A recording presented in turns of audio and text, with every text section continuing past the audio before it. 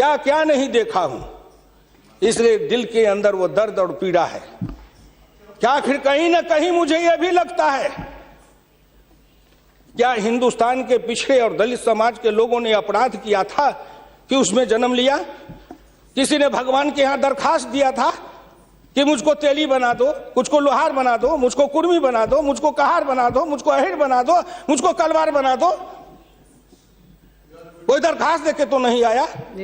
आज वित्त मंत्री जी को धन्यवाद देगा, प्रधानमंत्री को, कि उन्होंने बजट में कुछ ऐसी योजनाएं बनाई है जिससे हिंदुस्तान के जाति प्रथा के बंधन को ढीला करने का अवसर मिलेगा। जब उनकी आर्थिक चेतना बढ़ेगी, आर्थिक विकास होगा कब? जब गांव में पैसा जाएगा तब, गरीब के हाथ में रोजगार जाएगा तब, उनकी आर्थिक उन्नति होगी तब कहीं जाके उनके जीवन में विकास होगा। आपने सोचा कि गांव का विकास कैसे होगा? क्या प्रधानमंत्री ग्रामीण सिंचाई योजना कोई मामूली है?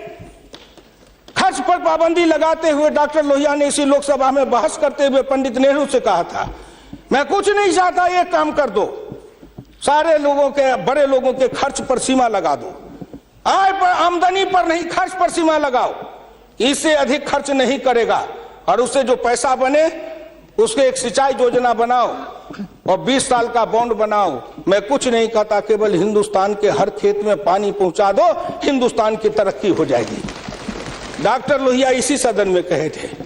वो तो अग्रवाल थे, बनिया थे, उनको क्या जरूरी थी इस बात को बोलने का?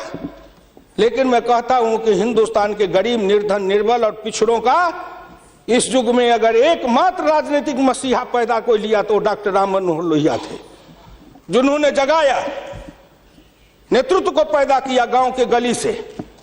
इसलिए मैं आपसे विनम्र प्रार्थना करना चाहता हूं कि अगर प्रधानमंत्री ग्रामीण सिंचाई योजना से हर खेत को पानी, हर हाथ को काम, दीनदयाल उपाध्याय जी ने कहा, डॉक्टर लोहिया ने कहा, 1 बीघा खेत और 1 गाय, अपनी खेती अपनी राय। हम तो ये लड़ते आ रहे हैं और आज वो सपना साकार हो रहा है। इसलिए मैं आपसे विनम्र प्रार्थना करना चाहूंगा कि सवाल है दृष्टि का, दिशा का और संकल्प का। आपकी दृष्टि कुछ और थी, अब दृष्टि बदली है।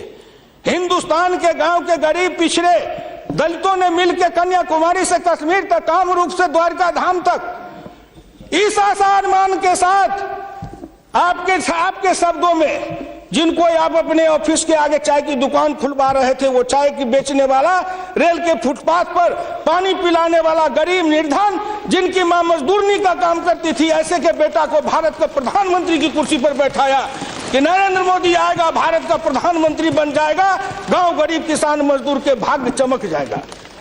उन्होंने इसलिए सपना को देखा है।